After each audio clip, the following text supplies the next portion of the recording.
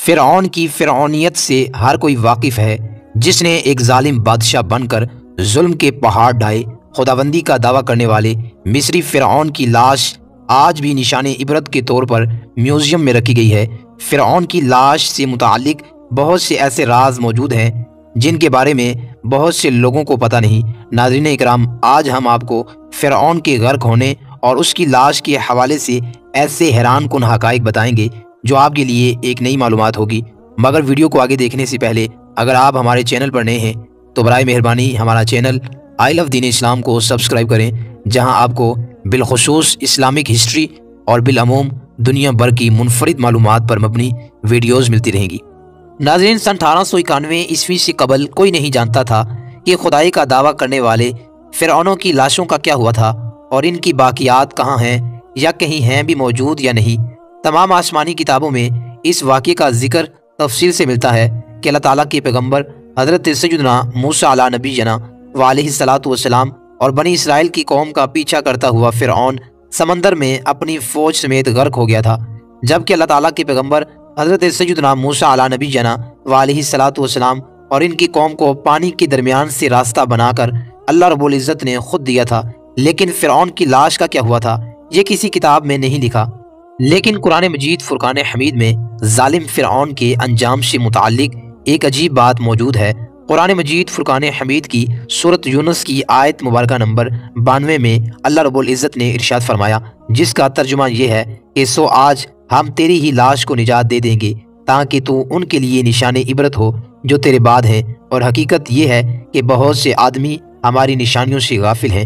ناظرین، یہ واقعہ آج سے 3500 سال قبل پیش آیا تھا۔ فرعون کے ڈوب کر مر جانے کے بعد فرعون کی لاش کو اللہ رب العزت کے حکم سے باہر پھینک دیا گیا تھا، جبکہ باقی لشکر کا کوئی نام و نشان نہ ملا۔ مصریوں میں سے ایک شخص نے ساحل پر پڑی فرعون کی لاش پہچان کر پہلے اہل دربار کو بتایا، پھر اس کی لاش کو محل پہنچایا گیا۔ درباریوں نے اس کی لاش کو مسالے لگا کر پوری شان و احترام کے ساتھ تابوت میں رکھ کر محفوظ کر دیا۔ حنوط کرنے کے عمل کے دوران ان سے ایک غلطی ہو گئی تھی۔ فرعون چونکہ سمندر میں ڈوب کر ہلاک ہوا تھا اور مرنے کے بعد کچھ عرصے تک پانی میں رہنے کے باعث اس کے جسم پر سمندری نمکیات کی ایک تہ جمی رہ گئی تھی۔ مصریوں نے اس کی لاش پر نمکیات کی وہ تہ اسی طرح رہنے دی اور اسے اسی طرح حنوط کر دیا۔ ناظرین، اللہ رب العزت کی کتاب قرآن مجید فرقان حمید میں فرعونوں کے قصے بڑی تفصیل کے ساتھ بیان کیے گئے ہیں، اور اسی سلسلے میں اس فرعون کا جسم محفوظ کرنے سے متعلق آیت بھی نازل ہوئی تھی۔ سال 1871 عیسوی میں مصر کے شہر الغورنیہ سے تعلق رکھنے والے غریب اور معمولی چور احمد عبد الرسول کو فرعونوں کی حنوط شدہ لاشوں کی طرف جانے والے خفیہ راستے تک رسائی مل گئی۔ احمد عبد الرسول نوادرات چوری کر کے بیچا کرتا تھا۔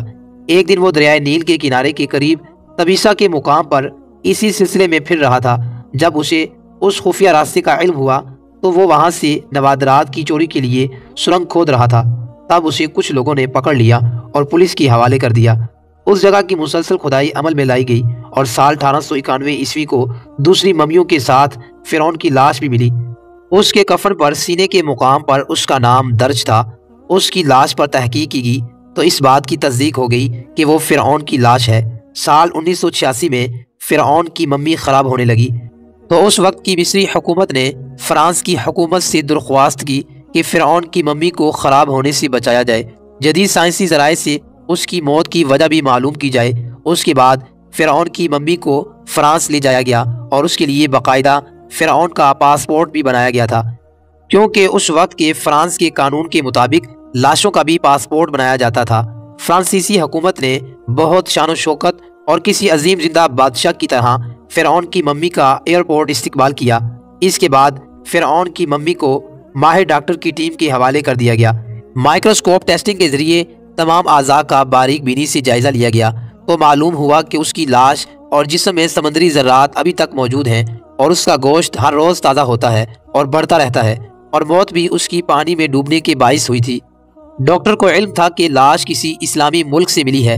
تجسس کے ہاتھوں وہ مجبور ہو کر فرانسیسی ڈاکٹر مورس مصر گیا، جہاں اس نے ایک مصری سائنسدان سے ملاقات کی۔ اس مصری سائنسدان نے قرآن پاک کھول کر سورۃ یونس کی آیت مبارکہ نمبر 90 اور 96 کا ترجمہ کر کے لفظ بہ لفظ سنایا۔ ناظرین، فرعون کے بال اور ناخن تاحال بڑھتے ہیں۔